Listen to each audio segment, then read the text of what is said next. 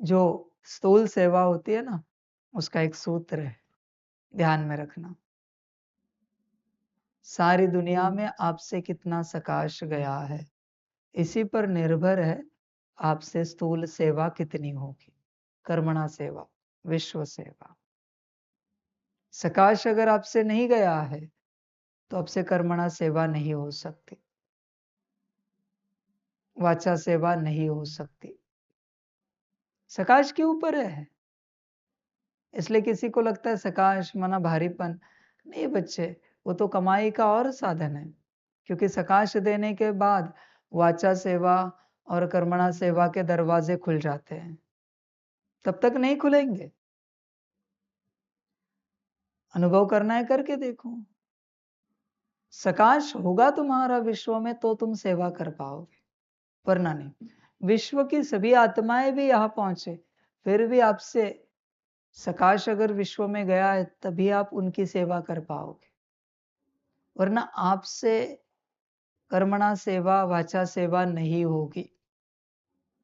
सकाश लगता है बहुत सेवा के लिए, बिना सकाश के कभी सेवा नहीं की जा सकती, इम्पॉसिबल है।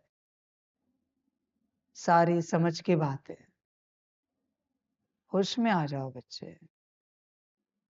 जैसे आपके ईमेल गए किसी को, एक ऊर्जा गई है, जब वो अस्तित्व व्यक्ति आत्मा मिलेगी तो उसका रेफरेंस देना आसान होता है, फिर आगे सेवा की बात करना आसान हो जाता है।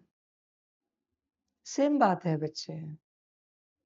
सकाश के रूप में आपकी ऊर्जा गई है देश विदेश में, फिर देश विदेश के बच्चे यहाँ आए या तुम देश विदेश चले जाओ, सेवा आसानी से हो जाती, क्योंकि तुम्हारी ऊर्जा पहुंच चुकी है।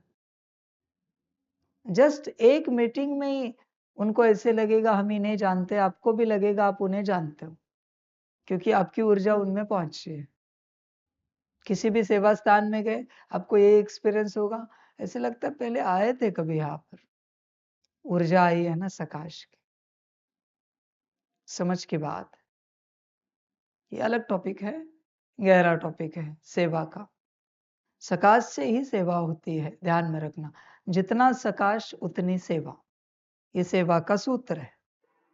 जितना सकाश उतना विश्व कल्याण। अभी करना न करना आपके ऊपर है।